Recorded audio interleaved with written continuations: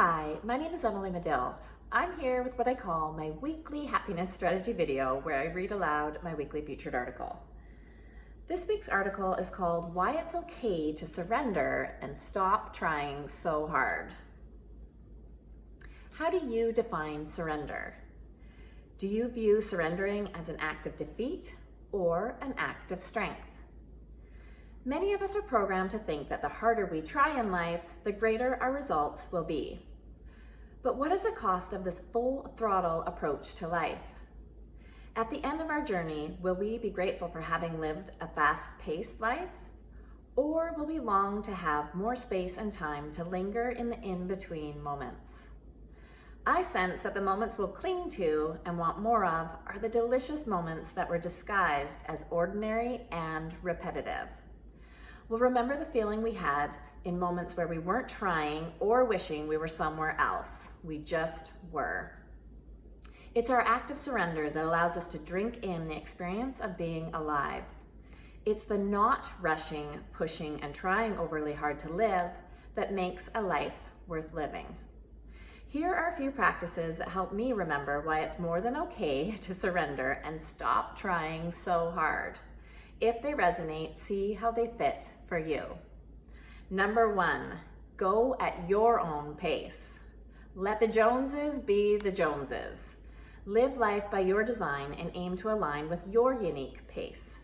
It's not sustainable to push all the time or attempt to match the pace of everyone else but yourself. The pressure we put on ourselves to keep up is exactly the kind of push that leads to burnout and overwhelm. Instead of comparing yourself to others or previous versions of who you were, surrender to the current version of yourself. Embrace who you are right now. Number 2, listen to your body.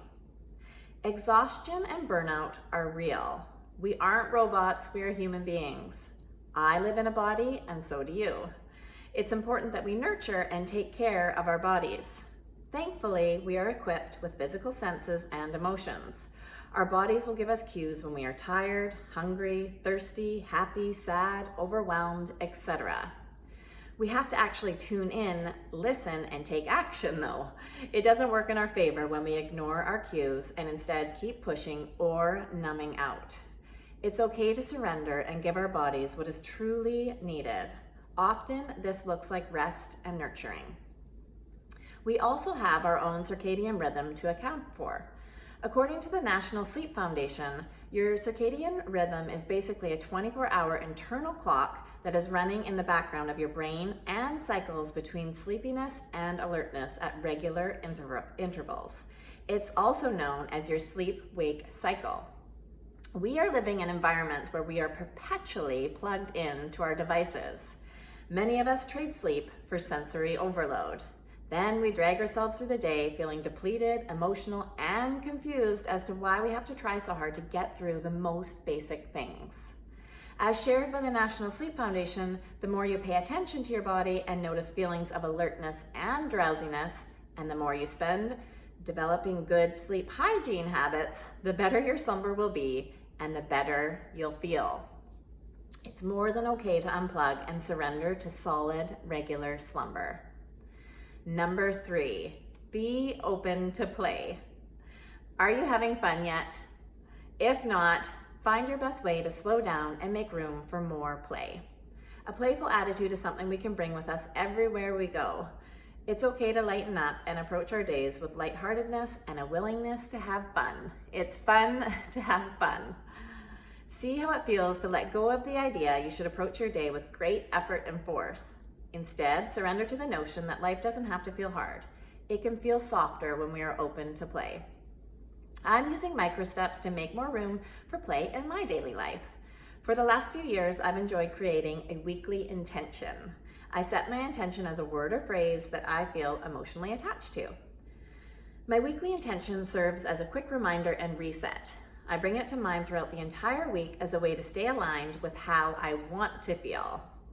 For the duration of summer, my intention is to be open to more play and to allow the magic of my life to unfold. Translation, this basically means I'm going to stop trying to make life harder than it needs to be. Instead, I'll have more fun, and it'll be more fun for my family and loved ones to be in my presence. What about you? How might you let go of the idea that life has to be hard? What might change if you decide it's okay to surrender to more play and rest on your terms? So that's our article this week, Why It's Okay to Surrender and Stop Trying So Hard. And it's one that I've just written, and it's up on thriveglobal.com. I'm honored to be one of Thrive Global's editors at large, so I share all of my writing on thriveglobal.com. I also share my writing on emilymadill.com. And every Thursday morning, I send out a weekly inspirational note that includes some practical tips and strategies for living your best life. And if you're interested in signing up for those notes, I will include a link below this video to how you can sign up for those, and I'll also include a link to the article in case you want to have a read through. So I just want to thank you for tuning in, and I hope that there was a thing or two here that resonates with you and that will help brighten your week and just remind you to take in the moments that you're in, and that it's okay to not have to feel like you have to push and try so hard all the time, and that when you do find yourself in those spaces, that's the cue to just take a moment or two to just create some space and have a reset and just enjoy the landscape of your life and the moments that you're in while you're in them. So I hope this was helpful. And again, I will include all the links below to read the article or to sign up for the notes. So have a great week, and I look forward to connecting again soon. Thank you.